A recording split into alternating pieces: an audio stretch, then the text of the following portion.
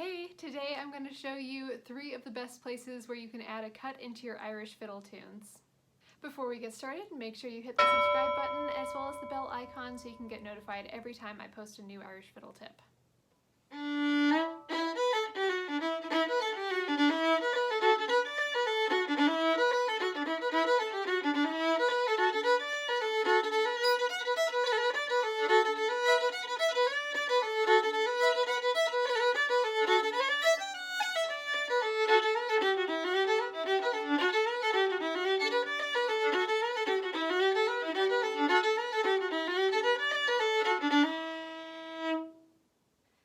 So your cut is literally this note that's just a very quick tap of the finger, cutting the note in half.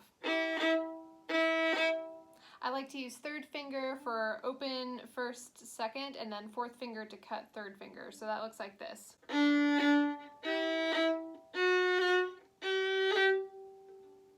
Okay, so your first place to put a cut would be naturally at the beginning. So in the Morning Dew here, I started off, and that was just to give it a little bit more of a lift. So if you're wanting to really establish that tempo extra obviously early on, then it might be good to add a cut in, just so that your audience, your listener knows that the notes are moving along. So it just kind of has a little bit more of a bouncy feel. Now you could still start it as, but you can hear that that's a little bit smoother, which is totally fine, but it's just a different feel. So you can use the cut to really emphasize if you want the tune to sound more snappy, more upbeat, maybe you're going to throw in more cuts, especially at the beginning, to hook your audience in right away. So the second place where you're going to add your cut in could really be anywhere in the tune, but you're looking for a place where having multiple bows going up and down is just going to be a little bit awkward, and it's not going to help the tune flow along. It's going to take away from your lilt. So here we go. If you, just at the very beginning of Morning Dew, I'd use this technique there. I could be playing, but it just doesn't seem like a good bowing to use there. It just sounds too rushed. It doesn't sound very lilty to me personally, so I would want to put a cut there. So I'm keeping that bow just going in the same direction. Whereas if you did multiple directions, it would just cut the phrase too much, I think. So you can kind of hear how I'm distinguishing that there. And by the way, I'm using this example of the Morning Dew for this video, but what tunes do you like to use cuts on? Let me know some tune names in the comments below. And our final place that I really like to add a cut in is in the transitions between an A and a B part, particularly if you have the same note, although it actually works if you're using a moving line as well.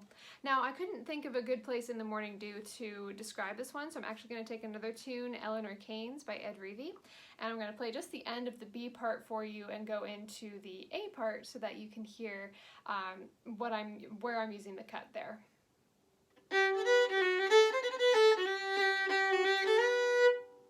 So you can hear at the end how adding that cut in there to distinguish that we're going to a new part, but I'm still allowing that end phrase to kind of transition. So I'm adding in that cut just so you know that it's still going. We're going to loop back around to the other end of the tune, whereas maybe the last time I play it, I would just...